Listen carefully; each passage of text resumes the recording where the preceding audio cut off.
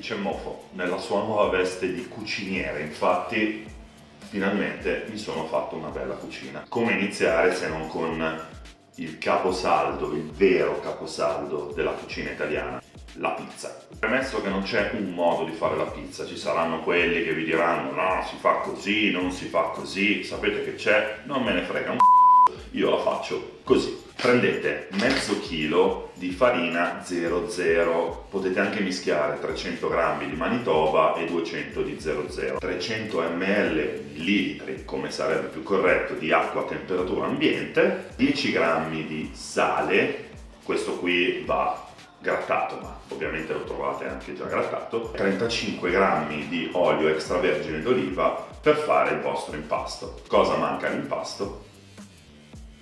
Ne bastano 5 grammi per queste proporzioni. Ovviamente con tutto questo ci farete 2 gran belle pizzone. Io però ci faccio 4 pizzette più piccole perché mi piace condividere. Come vedete il mio forno speciale di cui vi parlerò dopo è già caliente. Ovviamente per fare un impasto e farlo lievitare ci vogliono diverse ore, quindi che cosa ho fatto? Io l'ho già preparato prima, altrimenti dovreste sentire me che parlo di per ore e ore e ore. Vi riassumo velocemente come si fa l'impasto. È solo una procedura lunga, fondamentalmente di attesa però. La prima cosa che dovete fare è sciogliere i vostri 5 g di lievito fresco nell'acqua. Si scioglie da solo, basta mescolare, diventa una specie di acqua torbida, puzzolente, ma è proprio quello che vi farà gonfiare come il pallone aerostatico la vostra pizza. Dopo aver mischiato l'acqua con il lievito, prendete la vostra farina, iniziate a unirla all'acqua, diciamo mettetene metà prima. Dopo averne messa metà potete già aggiungere il sale. È ovvio che se avete una planetaria o quegli oggetti super tecnologici che ve lo fanno da soli, potete farlo, fatelo a velocità media, non troppo lenta, non troppo veloce. Io lo faccio con le mani perché mi piace sentire il materiale. Certo è che se dovete fare pizza per 200 persone è meglio se usate un gran bel macchinone che vi fa tutto senza farvi perdere tempo e soprattutto forza nelle braccia. Io ce l'ho però. Yeah. Dopo aver messo la vostra metà dell'acqua nella farina con il sale potete tranquillamente aggiungere l'altra metà, fatelo lentamente, quindi fate con 2 mani, no? Così. Alla fine gli date il colpo di grazia con l'olio, continuate a mischiare. Se doveste vedere che il vostro impasto è un po' asciutto, potete aggiungere un pochino d'acqua. Se lo trovate troppo bagnato, aggiungete la farina per compensare. Dopo averci lavorato con così, dovrebbe diventarvi una bella pastona liscia. Quello che dovrete fare, e questa è la parte probabilmente più importante perché è la lievitazione, è accendere il vostro forno solamente nella sua modalità luce. Wow! Cosa dovete fare? Io ce lo metto per un paio d'ore a quella temperatura che raggiunge lì dentro, che sarà circa tra i 25 e i 30 gradi. Dopo 2 ore vi diventerà un gran bel pallone. Io onestamente faccio questa cosa, lo lascio finire di lievitare in frigo dove va un po' più piano proprio per la bassa temperatura. Questa notte l'ho fatto andare 10 ore, una cosa del genere. Aprendo il frigo vi troverete ancora più un pallone, sempre che sia andato tutto bene. Se non è andato bene ripetete l'operazione magari cercando la ricetta di qualcun altro online. Cosa fare dopo? Siamo pronti a fare la pizza? Na, perché bisogna tirare fuori il vostro prodotto dal frigorifero e lasciarlo riposare a temperatura ambiente, in quanto provando a stendere la vostra pizza con l'impasto ancora freddo da frigo non ci riuscirete. Farete una fatica micidiale, dovrete tirare come degli infami finché alla fine si romperà il vostro impasto, quindi va fatto riposare a temperatura ambiente in maniera che poi sia più facile lavorarlo. Avere la farina sulle mani aiuta per evitare che ci si incolli tutto. Una volta tirato fuori quell'impasto dovete tagliarlo nelle porzioni che volete. Intanto questo continua a fumare e io inizio a preoccuparmi. Come un sacro graal, il vostro impasto per la pizza. Ma prima di cucinarlo bisogna stenderlo. Quello che faccio io è schiaccio il mio pallotto che ho fatto dividendo l'impasto precedentemente in maniera che inizi a prendere la forma che gli voglio dare. Questa è la parte in cui i super professionisti iniziano a far girare, a fare cose. Io mi limito a schiacciare il mio impasto sul mio piano di lavoro. Conviene sempre aggiungere un pochino di farina per aiutarsi nell'operazione.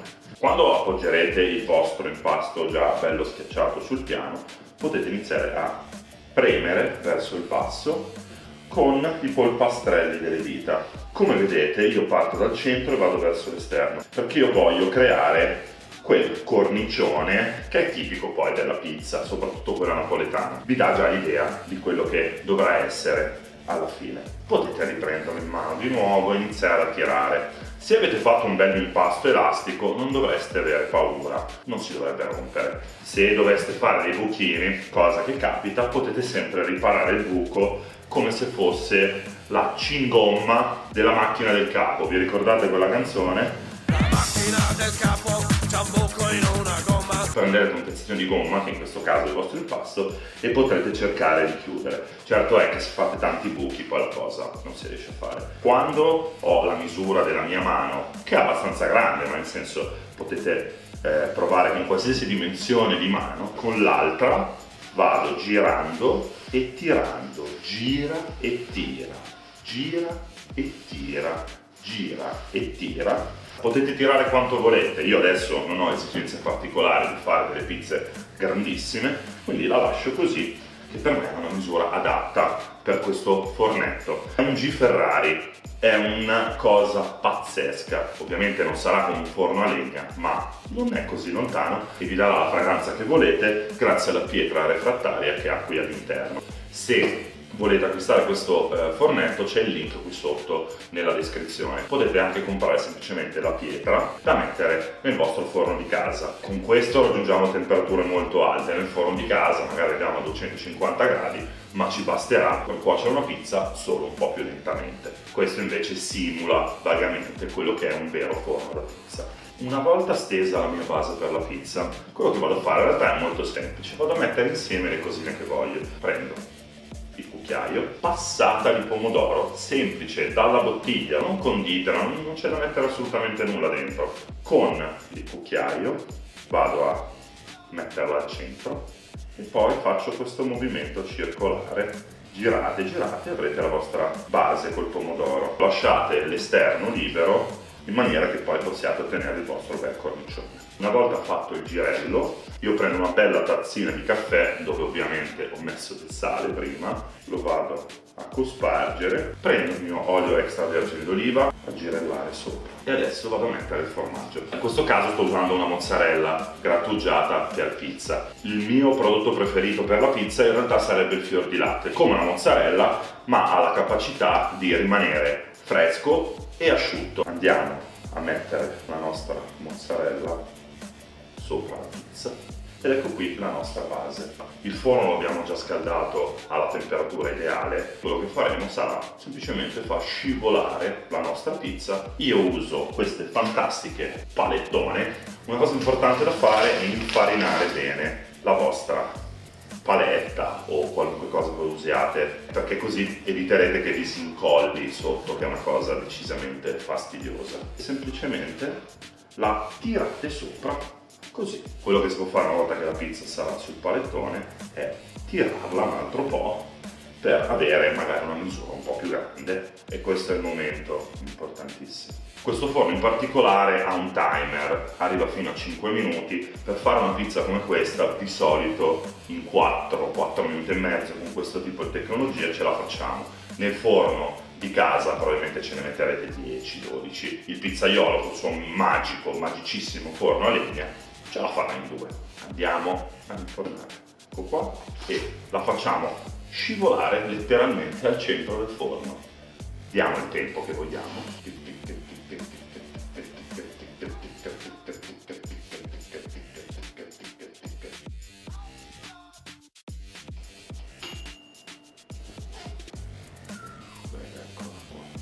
Ed ecco qui la nostra pizza pronta per essere mangiata.